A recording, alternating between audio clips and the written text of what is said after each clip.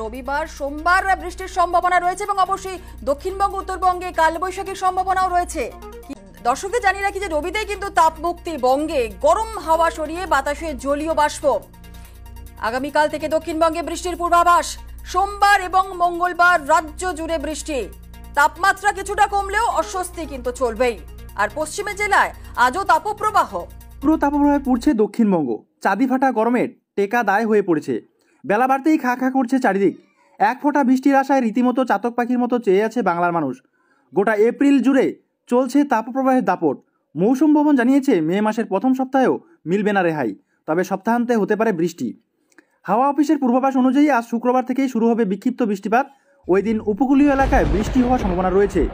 শনিবার বৃষ্টি হতে পারে পূর্ব মেদিনীপুর, দক্ষিণ 24 পরগনা ও উত্তর 24 পরগনায়। সেই সাথে বৃষ্টি হতে পারে উত্তরের জেলাগুলিতেও। বৃষ্টি হবে রবিবারও, তবে গোটা দক্ষিণবঙ্গ ভিজবে মূলত সোম এবং মঙ্গলবার। বুধবারও জারি থাকতে পারে বৃষ্টিপাত, অর্থাৎ একটানা 4 থেকে 5 দিন বৃষ্টি চলবে বঙ্গে। আলিপুর আবহাওয়া দপ্তরের খবর অনুযায়ী মূলত পশ্চিম ভারত থেকে আগত গরম হাওয়ার কারণেই বাধাপ্রাপ্ত হচ্ছে বঙ্গোপসাগরের জলীয় বাষ্প, যে কারণে রাজ্যে কালবৈশাখী আসতে পারছে না। তবে আবহাওয়া আমূল বদল ঘটবে শনিবার থেকে।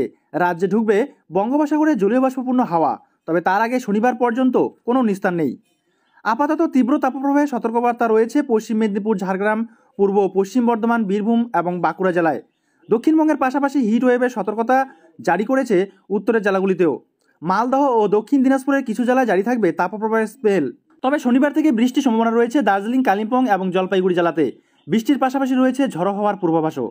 তবে আগামী রবিবার থেকেই কমবে তাপমাত্রা। হাওয়া অফিসের পূর্বাভাস অনুযায়ী আগামী 4-5 দিন দক্ষিণবঙ্গে সর্বোচ্চ তাপমাত্রা 4 থেকে 5 ডিগ্রি সেলসিয়াস পর্যন্ত কমে যেতে পারে।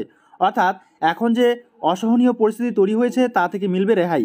হাওয়া অফিসের পূর্বাভাস, এরপরেও কিছুদিন তাপমাত্রা খুব একটা হেরফের হবে না।